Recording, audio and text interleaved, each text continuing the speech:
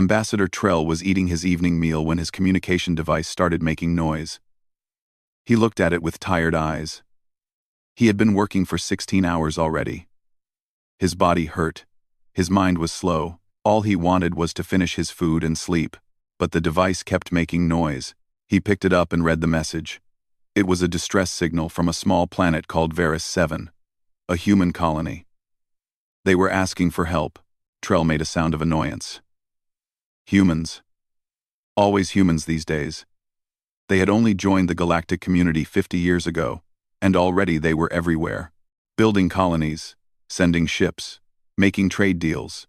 They multiplied like insects and spread across space like a disease, and they were always asking for something. He called his aide into the room.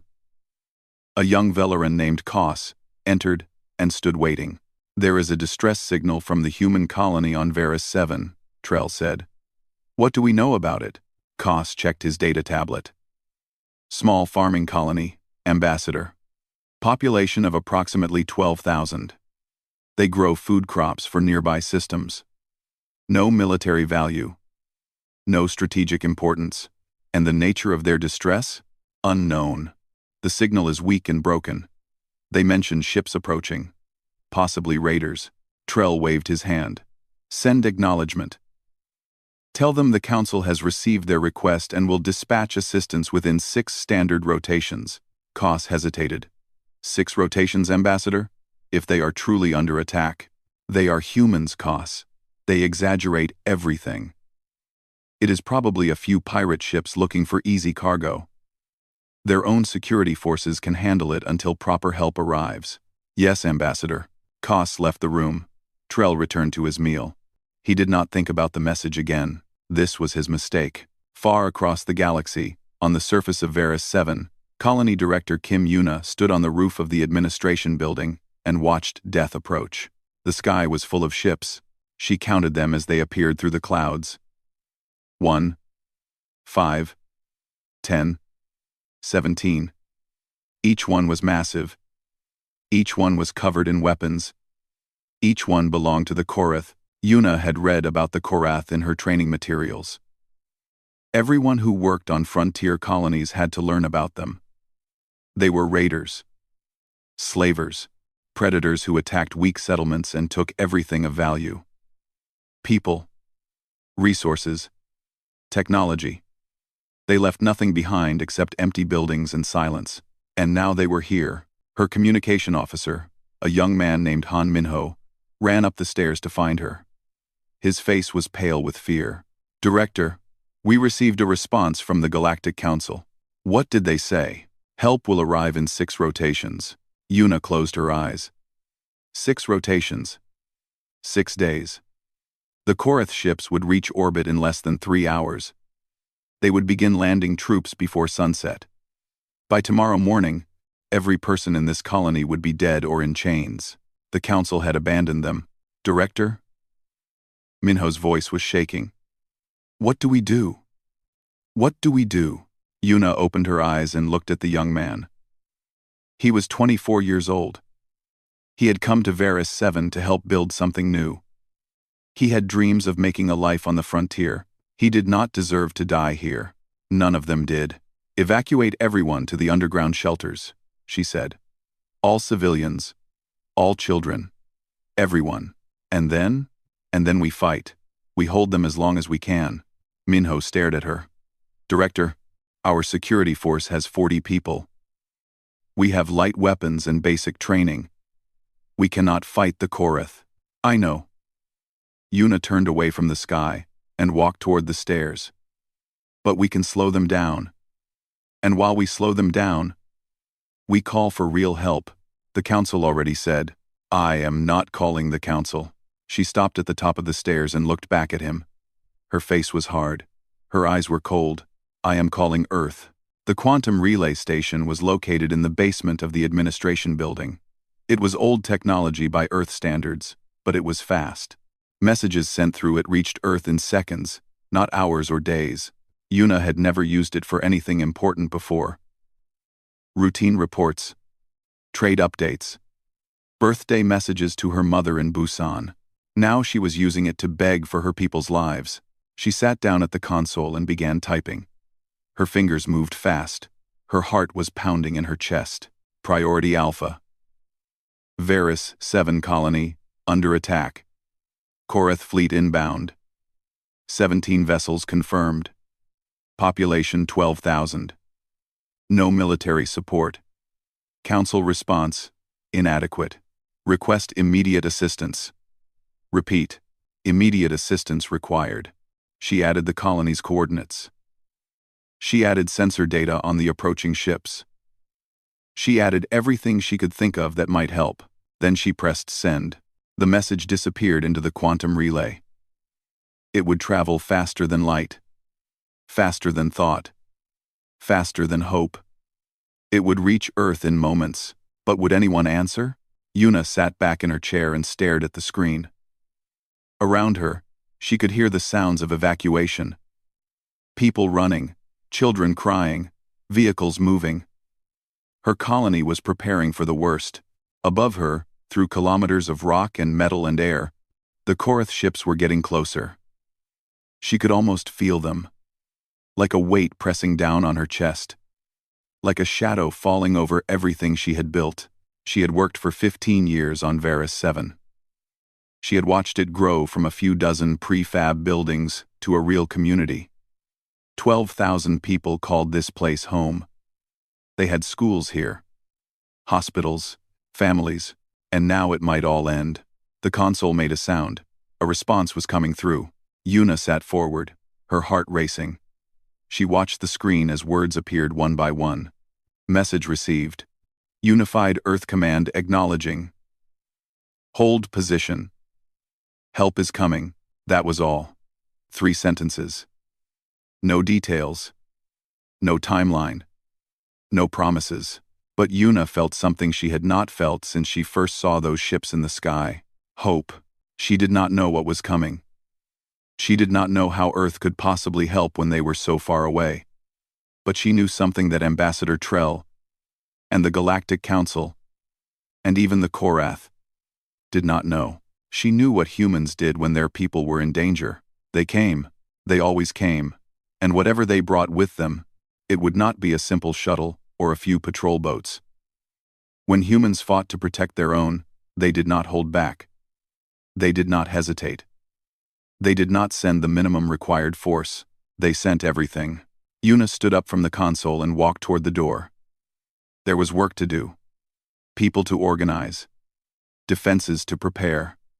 She would hold this colony for as long as she could, and she would trust that somewhere out there, racing through the darkness between stars, help was on its way. He had been dreaming about his wife. She had died 12 years ago, but in his dreams she was still young, still beautiful, still laughing at his bad jokes. He liked those dreams. They were the only peace he ever found anymore. Then his personal communicator screamed at him with the priority alpha tone, and the dream shattered like glass. He opened his eyes. His bedroom was dark. The clock on the wall said it was 3 in the morning. He had only been asleep for 2 hours, but the priority alpha tone kept screaming. He picked up the communicator and read the message. Then he read it again. Then he got out of bed and started getting dressed. 5 minutes later, he was walking into the command center of Unified Earth Command. The massive room was full of activity. Officers ran back and forth. Screens showed data and maps and sensor readings. Everyone was talking at once, but when Admiral Park entered, they all stopped. He was 73 years old. His hair was completely white. His face was lined with age and experience. He walked slowly, carefully, like a man who knew that every step mattered. He had commanded fleets in 3 wars. He had never lost a ship under his direct command. He was the most respected military officer in human space. And right now, he was very, very angry. "Report," he said. Commander Lee Sujin stepped forward. She was 41 years old, sharp and efficient. And she had been his aide for 8 years. She knew better than anyone how to read his moods. Right now, his mood was dangerous. Korath raiding fleet entered the Varus system approximately 90 minutes ago, she said. 17 vessels confirmed. 4 carrier-class ships, capable of landing ground troops. 13 strike cruisers for space combat and planetary bombardment. They are currently approaching the colony's orbit. Civilian population? 12,000. Mostly farmers and support staff. No military presence. No combat vessels in the system. 12,000. 12,000. 12,000. 12,000. 12,000. 12,000. 12,000. 12,000. 12,000. 12,000. 12,000. Response from the Galactic Council? Sujin's jaw tightened. They acknowledged the distress signal and promised help in 6 standard rotations. Park stood completely still for a long moment. His eyes were fixed on the main display screen, which showed the Varus system and the approaching Korath fleet. 17 red dots moving toward one small blue dot. 12,000 people. 6 rotations, he said quietly. They told 12,000 of our people to wait 6 days while slavers orbit their world. Yes, sir. Did they send anyone? Anything? No, sir. The council classified it as a low-priority situation. They said human frontier colonies are outside their area of direct concern. Park turned to look at Sujin. His eyes were cold and hard. Outside their concern. Those were their exact words, sir. For a moment, no one in the command center moved. They all knew their admiral. They all knew what that look on his face meant. He had made a decision. Wake the Mugunghwa, he said. The words fell into the silence like stones into water. Sujin's eyes widened. Around the room, officers exchanged glances. Sir, Sujin said carefully, the Mugunghwa is classified. The council does not know it exists. If we deploy it now, in front of witnesses, we will be revealing decades of secret military development. I am aware of what we will be revealing. Sir, the political consequences could be, Commander. Park's voice was quiet, but it cut through the room like a blade. There are 12,000 people on that colony. Families. Children. They called Earth for help, not the council, not some distant bureaucracy that thinks they are outside its concern. They called us. Their home. Their people. He stepped closer to her. I have served Earth for 51 years. I have fought in battles that history has forgotten. I have buried friends on worlds that do not even have names. And in all that time, I have never once abandoned our people. I will not start now. Sujin nodded slowly. Yes, sir. I will contact Captain Choi immediately. Do it. And Sujin? Sir? Tell him to hurry. Deep beneath the surface of Earth's moon, in a facility that did not appear on any official map, something enormous began to wake up. Captain Choi Ji-won was already in the hangar when the lights came on. He had received the alert 3 minutes ago. He had not bothered changing out of his sleep clothes before running to his ship. His ship, the Mugunghwa. It sat in its berth like a sleeping giant, 3 kilometers of metal and weapons and fusion power. Its hull was angular and predatory, designed for one purpose: war. Not exploration. Not diplomacy. Not trade. War. Humanity had built 12 ships like this. They had built them in secret, beneath moons and asteroids and empty planets where no one would ever look. They had built them because they knew something that the rest of the galaxy had forgotten. Peace never lasted forever. The Galactic Council believed that the age of great wars was over. They believed that trade and diplomacy could solve any problem. They believed that younger species like humanity had no need for powerful weapons because there would never be another major conflict. Humanity knew better. Humans had spent 10,000 years fighting each other. Tribe against tribe, nation against nation, world against world. They had invented weapons that could destroy cities in seconds, and armies that could conquer continents in days. They had turned war into a science, an art, a way of life. And when they finally united, when they finally stopped fighting each other and looked up at the stars, they did not forget those lessons. They just stopped talking about them. Ji-won walked through the hangar toward the main boarding ramp. His crew was already assembling. 300 men and women, the best humanity had to offer. They had trained for years on this ship. They knew every system, every weapon, every tactic. They were ready. Chief Tactical Officer Baekana met him at the ramp. She was 38 years old, with short black hair and eyes that never missed anything. She had served with Ji-won for 6 years. Sir, all systems are coming online. Fusion cores at 60% and climbing. Weapons diagnostics running. We can be ready to launch in 20 minutes. Make it 15, Ji-won said. Yes, sir. He walked up the ramp and into the ship. The corridors were wide and well lit. Designed for efficiency, crew members moved past him in both directions, everyone focused on their tasks. Ji-won made his way to the bridge. It was a large, circular room at the heart of the ship. Screens covered every wall, showing data from hundreds of systems. Officers sat at their stations, checking readouts and making adjustments. Commander Lee Soo-jin's face appeared on the main communications screen. She looked worried. Captain, you have been briefed on the situation? Korath slavers hitting a farming colony. 17 ships against 12,000 civilians. I know what we are dealing with. Captain, the Admiral wants you to understand something. This mission will reveal the existence of the Mugunghwa program. Once you enter that system, the galaxy will know what humanity has been building. There will be questions, investigations, diplomatic incidents. This quarter, Ji-won sat down in the captain's chair. It molded to his body perfectly. He had spent thousands of hours in this chair during training exercises. But this would be his first real mission, his first real fight. Commander, he said, there are 12,000 people waiting for us. They do not care about diplomatic incidents. They care about survival. I know. I just wanted to make sure you understood the stakes. I understand them. Ji-won leaned forward. Those people called Earth for help. They believed in us. They believed we would come for them. And we are going to prove them right. Armament. Lendestarm. Armament. Lendestarm. Lendestarm. Armament. Lendestarm. Armament. Soo-jin nodded. A small smile crossed her face.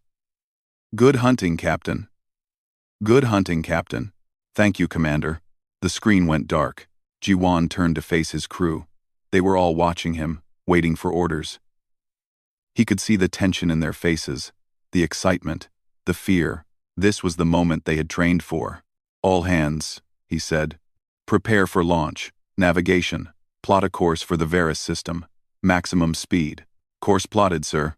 Engineering. Bring the fusion cores to full power. I want every system running at peak efficiency. Understood, Captain. Ji-won took a deep breath. Around him, the Mugunghwa hummed with energy. 3 kilometers of human engineering and human determination. Built to protect human lives. Launch, he said. The ship rose from its berth, passed through the massive doors of the underground hangar, and shot into space like a bullet from a gun. The Korath had no idea what was coming. It was not a pleasant smile. Korath did not smile the way other species did. When they showed their teeth, it meant hunger. It meant violence. It meant that blood would soon be spilled. Right now, Krev was very hungry. Report, he said to his sensor officer. All ships in position, Bloodmaster. The human colony is directly below us. Their orbital defenses have been destroyed. Their communication satellites have been disabled. They are completely isolated. Ground forces, ready to deploy. 6,000 warriors standing by in the landing craft. They await your command. Krev looked at the view screen. The planet Varus 7 hung in space like a ripe fruit, green and blue and full of life. Somewhere on that surface, 12,000 humans were hiding. Waiting, praying to whatever gods they believed in. Their prayers would not help them. This is almost too easy, Krev said to his second-in-command, a scarred warrior named Grath. The humans have no military ships in this system. Their ground forces are pathetic. The Galactic Council has abandoned them. Grath made a sound of agreement. The soft ones always abandon their frontier worlds. They are too weak to protect what they claim, and that weakness is our strength. Krev turned to face his crew. Today, we take 12,000 slaves. Tomorrow, we sell them across the galaxy. The humans will learn to fear the Korath name. His crew roared their approval. Then the sensor officer spoke again. His voice was different now. Confused. Bloodmaster, I am detecting a distortion at the edge of the system. Krev turned. What kind of distortion? A ship, Bloodmaster, dropping out of faster-than-light travel. One ship? Just one? Yes, Bloodmaster. The signature is small. I believe it is a shuttle or light transport. Krev laughed. The sound was ugly and wet. A shuttle. They sent a shuttle to save 12,000 people. These humans are even more foolish than I thought. Grath stepped forward. Should we intercept it? No. Let it come. Let the humans see what we do to their pathetic rescue attempt. It will make the slaves even more obedient when they understand that no help is coming. The bridge crew laughed. They all thought this was funny. One small ship against 17 Korath warships. It was not even a battle. It was a joke. Then the ship dropped out of faster-than-light travel, and no one laughed anymore. The sensor officer's voice cracked when he spoke. Bloodmaster. Bloodmaster. The readings. What is it? Speak clearly. That is not a shuttle. On the view screen, the human ship appeared. It was enormous. 3 kilometers long. Its hull was dark, gray metal, covered with angles and edges that seemed designed to deflect weapons fire. Along its sides, weapons turrets bristled like thorns on a deadly plant. Missile pods, railgun batteries, point defense systems, things that the Korath sensors could not even identify. This was not a transport ship. This was not a rescue vessel. This was a warship. A warship unlike anything the galaxy had ever seen. For 3 full seconds, no one on the Korath bridge moved. They just stared at the screen, trying to understand what they were seeing. The humans were supposed to be weak. Their ships were supposed to be slow and primitive. Every report, every piece of intelligence, every spy in the galactic networks had said the same thing. Humans were not a military threat, but that thing on the screen said otherwise. The communication system crackled. A human voice filled the bridge. It was calm and controlled, almost pleasant, like someone discussing the weather. Korath vessels, this is the Terran warship Mugungwa. You are engaged in hostile action against citizens of the United Earth Coalition. You have 60 seconds to power down your weapons and surrender. Captain Choi Ji-won paused for a moment. Then he continued, there will not be a second warning. Krev stared at the screen. His mind was racing. One ship.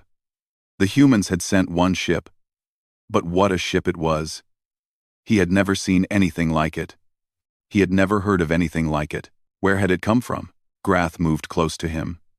Bloodmaster, what are your orders? Krev felt something he had not felt in a very long time. A small, cold feeling in his stomach. Not quite fear. Not yet. But something close to it. Then anger replaced it. He was Bloodmaster Krev.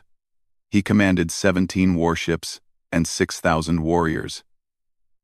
He had raided 100 worlds and enslaved tens of thousands of beings. He would not be frightened by one ship, no matter how big it was. All batteries, he snarled. Open fire. The Korath fleet unleashed everything it had. Plasma lances cut through space. Bright green beams of superheated energy. Kinetic rounds. Metal slugs accelerated to incredible speeds. Shot toward the human ship in swarms. Gravitic torpedoes, weapons that created miniature black holes on impact, spiraled through the void. It was enough firepower to destroy a small moon. It all hit the Mugungwa, and nothing happened. On the bridge of the human warship, Chief Tactical Officer Baek Hana watched her screens with cold focus. Numbers and graphs showed the incoming fire. Red lights indicated impacts. Status displays showed the ship's defensive systems. Barrier holding at 97%, she reported. They are hitting us with everything they have. It is not working. It is not working. Captain Ji-won nodded. He was sitting in his command chair, completely relaxed. He might have been watching a training exercise instead of a real battle. Analysis of their weapons. Standard Korath arsenal. Plasma lances in the 40 gigawatt range. Kinetic slugs at 0.3% light speed. Gravitic torpedoes with micro-singularity warheads. Hana looked up from her screens. Captain, our shields are designed to handle weapons 5 times more powerful than this. They cannot hurt us. I can see that. Ji-won stood up and walked toward the main view screen. The Korath fleet was still firing. Green and white lines of weapons fire crossed the space between them, splashing harmlessly against the Mugongwa's barriers. They were really trying very hard. Open a channel to the colony, he said. Communications Officer Yoon Sera pressed several buttons. Channel open, Captain. Colony Director Kim, this is Captain Choi Ji-won of the Mugongwa. We have arrived. Please stand by while we deal with the situation. On the surface of Varus 7, in the underground shelter where 12,000 people huddled in fear, Director Kim Yuna heard those words through the emergency speakers. She closed her eyes and let out a breath she had been holding for hours. They had come. Earth had come. Around her, people started crying. Some with relief. Some with joy. Children asked their parents what was happening. Parents tried to explain, but their voices broke with emotion. Help had arrived. Back on the Mugongwa, Captain Ji-won returned to his chair. The Korath were still firing. Still wasting ammunition against his shields. Still refusing to accept what was happening. He had given them 60 seconds to surrender. The 60 seconds were over. Tactical Officer Bake, he said calmly. Return fire. Hana's hands moved across her control panel. Her face showed no emotion, but her eyes were sharp and focused. Weapons free. Targeting their engines first. You wanted survivors. So, I want the galaxy to know what happens when you threaten human civilians. Survivors will spread the word better than wreckage. Understood. Captain, the Mugongwa opened fire. Railgun rounds left the ship at relativistic speeds, metal slugs moving so fast that they glowed white-hot from friction with space dust. They crossed the distance to the Korath fleet in less than a second. They hit the first cruiser and punched straight through it, entering one side and exiting the other, leaving massive holes in the hull. The cruiser broke apart. Missile pods opened along the Mugongwa's flanks. Hundreds of warheads launched in coordinated salvos, each one tracking a different target. Point defense lasers on the Korath ships tried to shoot them down, but there were too many, moving too fast, too smart to be fooled by countermeasures. Explosions bloomed across the Korath formation. 3 more cruisers died in the first 10 seconds. Bloodmaster Krev watched his fleet being torn apart and felt real fear for the first time in his life. This was not a battle. This was not even a fight. This was an execution. Retreat, he screamed. All ships, retreat! Get us out of here! But the Mugongwa was not finished. It moved forward, closing the distance, and kept firing. Another cruiser exploded. Then another. A carrier, one of his precious troop transports, took a railgun round through its reactor and vanished in a ball of nuclear fire. 6,000 warriors, gone in an instant. Krev's ship shuddered. Warning alarms filled the bridge. His sensor officer shouted something about hull breaches and failing systems. But Krev barely heard him. He was watching the view screen. The human warship filled his entire view now, massive and dark and unstoppable. It was still firing. Still killing. Still coming. And then Commander Lee Sujin's voice came through his communication system. Somehow, impossibly, the humans had hacked into his ship's internal network. Bloodmaster Krev, you are being boarded. Resist, and we will vent every deck. Surrender, and your crew will survive to face trial. Krev looked around his bridge. His crew stared back at him. He saw the same thing in every face. Terror. The predators had become prey. That was all. 4 minutes from the moment the Mugongwa opened fire to the moment the last Korath ship stopped moving. 4 minutes to destroy a fleet that had terrorized frontier worlds for decades. Captain Choi Ji-won watched the final results on his view screen. 11 Korath vessels destroyed. 6 vessels disabled and captured. 0 casualties on the human side. The colony's observation satellites had recorded everything. Every railgun round. Every missile impact. Every explosion. The footage would eventually leak across the galactic networks, and beings on 1,000 worlds would watch a single human warship tear through a Korath fleet like it was nothing. But that was a problem for later. Right now, there was work to do. Commander Bake, status report. Hana looked up from her tactical displays. All enemy vessels neutralized, Captain. We have boarding teams on 4 of the captured ships. The Korath crews are surrendering without resistance. They seem shocked. They expected a shuttle. They got us instead. Jiwan stood and stretched his shoulders. 4 minutes of combat, but his body was tense like he had been fighting for hours. What about the flagship? 4. Bloodmaster Krev is still on his bridge. Our Marines have him surrounded. He is refusing to come out. Open a channel to the boarding team. Hana pressed a button. Channel open, Captain. Jiwan spoke clearly. Marine team leader. This is Captain Choi. What is the situation?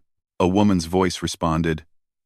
Sergeant O Minji, leader of the Mugungwa's elite boarding squad. Captain, the Bloodmaster has barricaded himself on the bridge with 12 of his officers.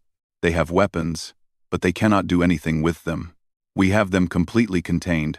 Is he making demands? He keeps screaming about honor and death in battle. I think he wants us to kill him so he does not have to face the shame of capture. Jiwan considered this. The Korath culture was based on strength and violence. Being captured by what they considered a lesser species would destroy Krev's reputation forever. Death might seem preferable to him, but death was too easy. Krev had come to this system to enslave 12,000 innocent people. He deserved to face justice. He deserved to stand trial.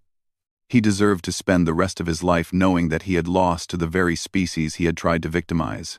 Sergeant O, tell the Bloodmaster that if he does not surrender in 60 seconds, we will vent the bridge to space.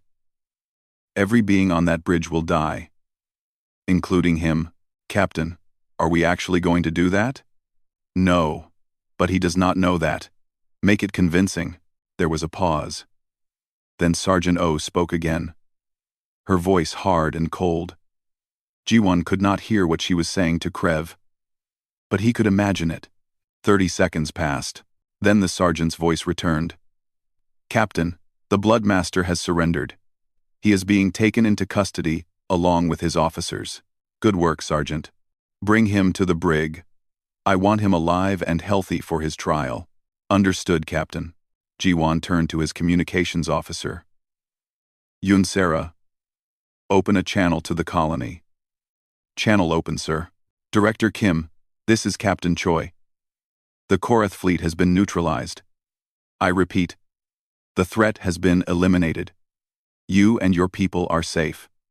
Director Kim, you and your people are safe. For a moment, there was no response.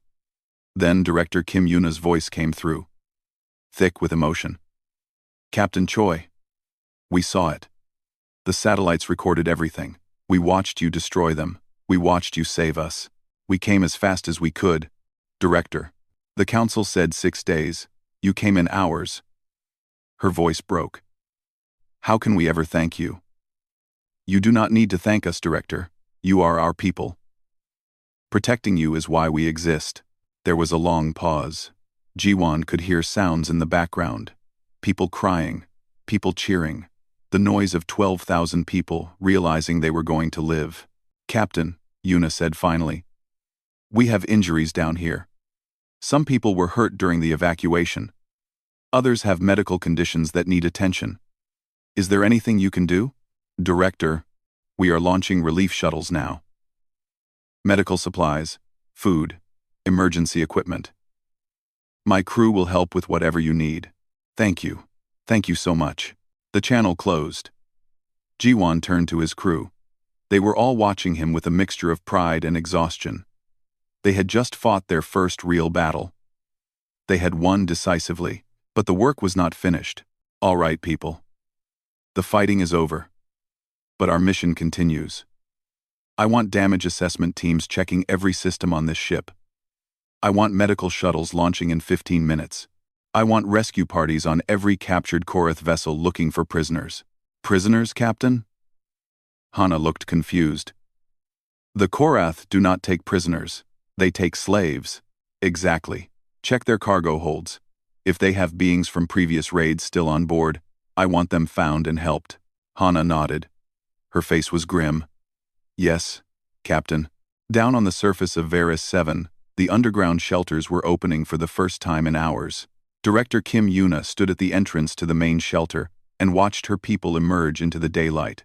Children ran past her, laughing and screaming and celebrating.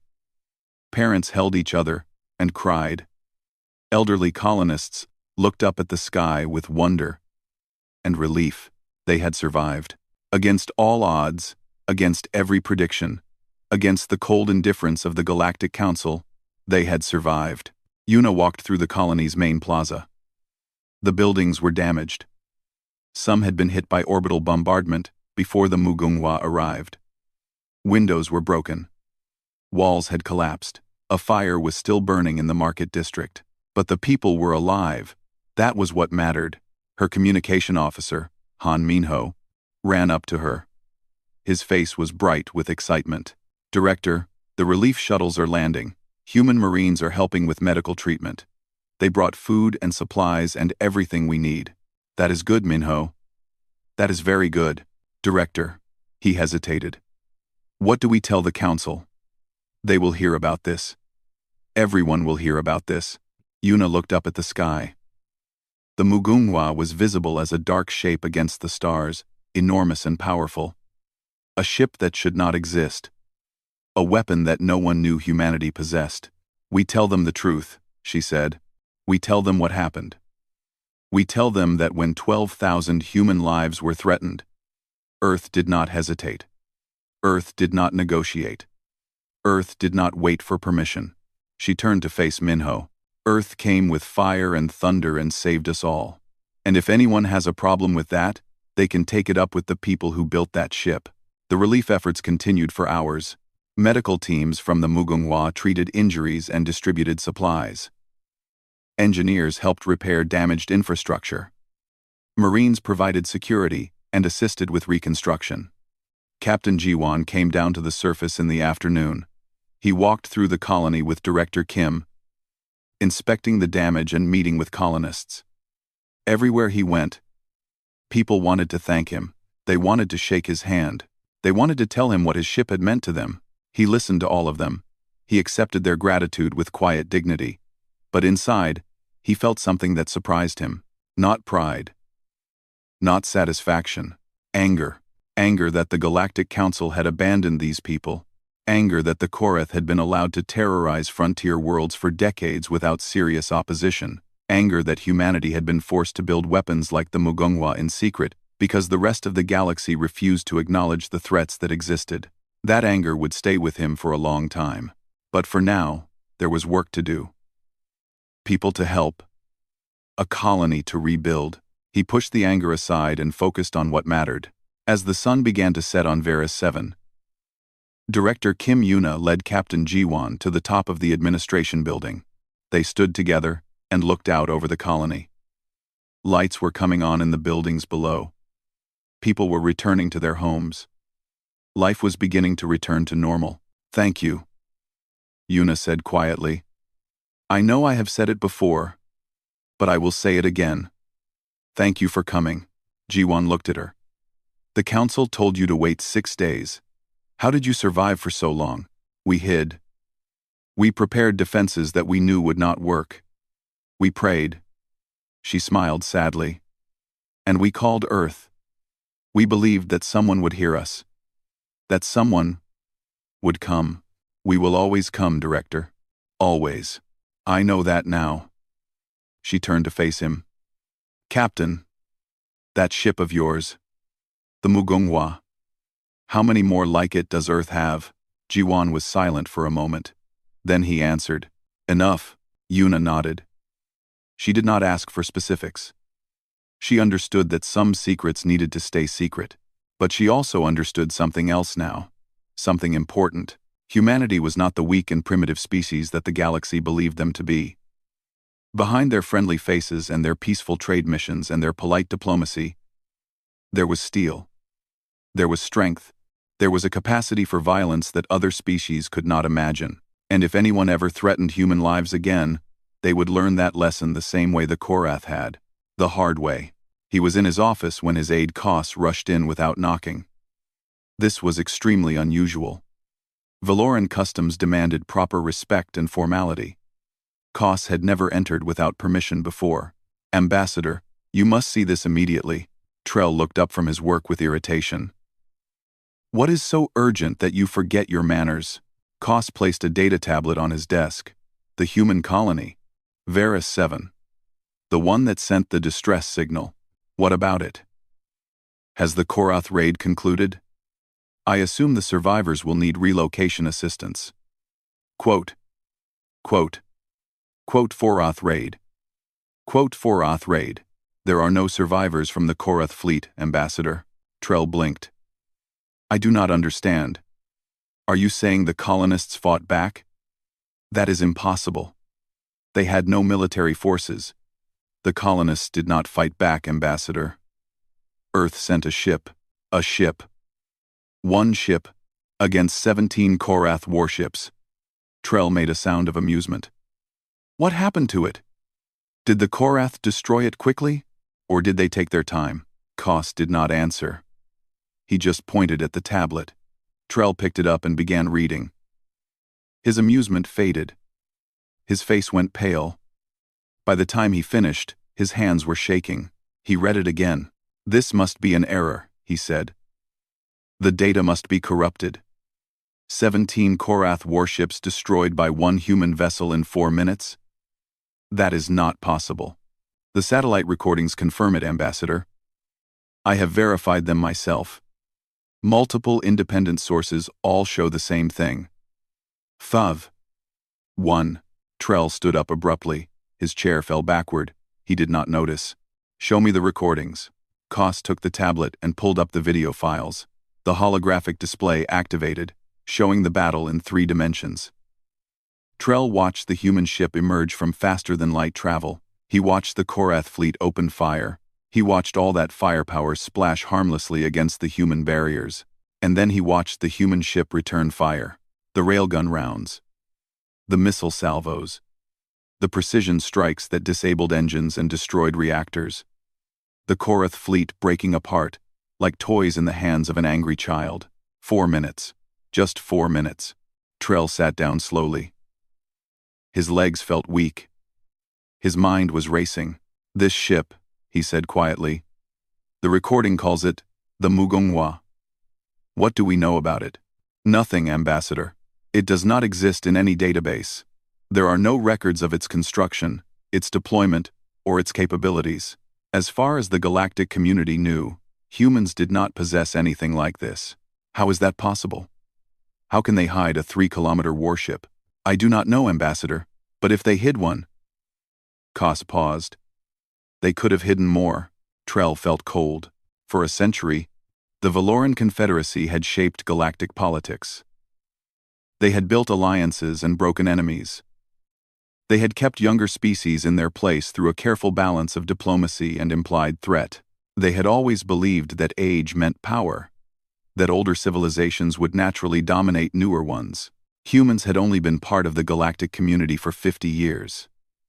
They were supposed to be children, primitives, interesting curiosities who would eventually learn to accept their proper place.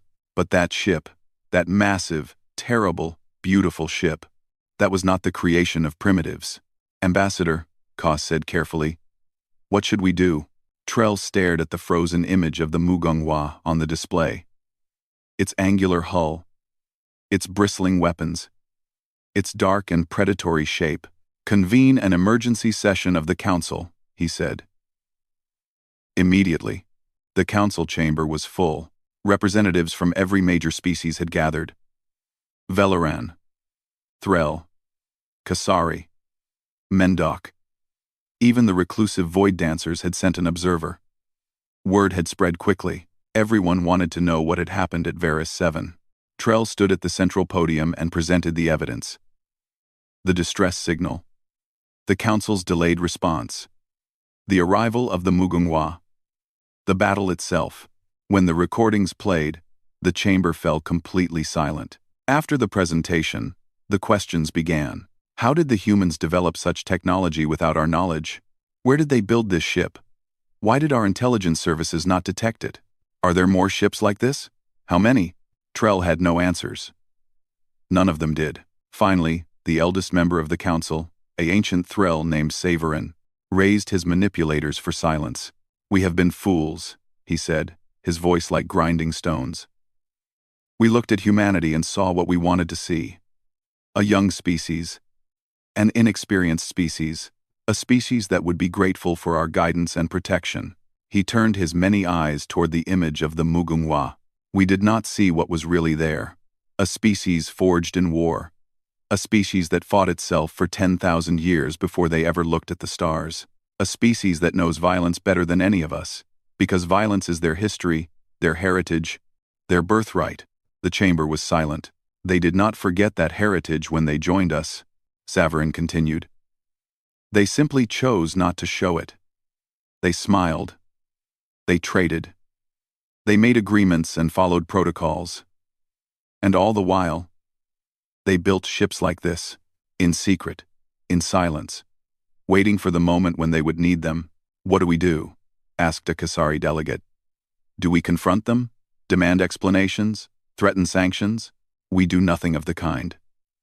Saverin made a sound that might have been a laugh. "We reclassify their status. We treat them with the respect they have earned, and we pray to whatever gods we believe in that we never give them a reason to point those weapons at us." The vote was held immediately. Unanimous. Humanity was no longer classified as a developing species. Far away, on the bridge of the Mugunghwa, Captain Choi Ji-won received word of the council's decision.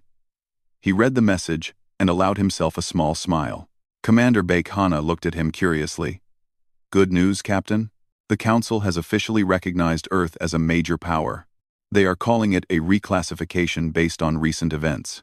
"Is that what they are calling it?" Hana almost laughed. "We scared them. We demonstrated what happens when human lives are threatened. They can interpret that however they want." Ji-won set down the message and looked out at the stars. "The important thing is that our people are safe. The colony will recover.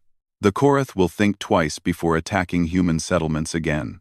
And the galaxy knows about us now. About what we can do." "Oh, yes, that part was unavoidable." Ji-won was quiet for a moment. "We built the Mugunghwa and its sister ships hoping we would never need them. We wanted peace. We still want peace. But peace without strength is just waiting to be victimized." Hana nodded. "Walk softly and carry a big stick." "Exactly." Ji-won stood and walked to the main view screen. The stars stretched out before him, infinite and beautiful. "The galaxy is a dangerous place. There are species out there who see other beings as resources to be exploited. The Korath were just one example. There will be others. And when there are, we will be ready." Ji-won turned to face his crew. "That is why we exist. Not for conquest, not for glory, for protection. For the 12,000 people on Varus 7, who called for help and believed someone would answer." He looked at each of them in turn. His tactical officer. His navigation team. His communications specialist. 300 men and women who had trained for years for a battle that lasted 4 minutes. We answered. We will always answer. That is what it means to be human. The Mugunghwa turned away from Varus 7 and accelerated toward home. Its mission was complete. The colony was saved. The message had been delivered, but in bars and trading posts and government offices across 100 worlds, beings of every shape and size were watching the same footage, the same 4 minutes of destruction, the same demonstration of what humanity could do when pushed, and they were all asking the same question. If that was one ship, what else were the humans hiding? On Earth, Admiral Park Do-hoon watched the news feeds from his office. Every channel was discussing the battle. Every analyst was trying to explain what it meant. Every government was reassessing their relationship with humanity. His aide, Commander Lee Soo-jin, entered with a fresh cup of tea. The galaxy is talking about us, Admiral. Let them talk. Park accepted the tea with a nod of thanks. We did what we had to do. Our people were in danger. We protected them. Some are saying we should have revealed our capabilities sooner. That hiding our strength was deceptive. Park looked at her with tired eyes. We spent 10,000 years learning that showing your weapons invites their use. We built the Mugunghwa program to protect, not to intimidate. If we had revealed it earlier, others would have seen it as a threat. An arms race would have begun. More weapons, more tension, more danger. And now? Now they know what we can do. Perhaps that knowledge will prevent future conflicts. Perhaps it will encourage them. We will have to wait and see. He turned back to the window. Outside, the lights of Earth spread across the darkened hemisphere. Billions of humans living their lives, unaware of the battles being fought to protect them. We are not monsters, Sujin. We are not conquerors. We are simply people who learned a very hard lesson a long time ago. What lesson is that, Admiral? Park finished his tea and set down the cup. That the universe does not care about fairness or justice or right and wrong.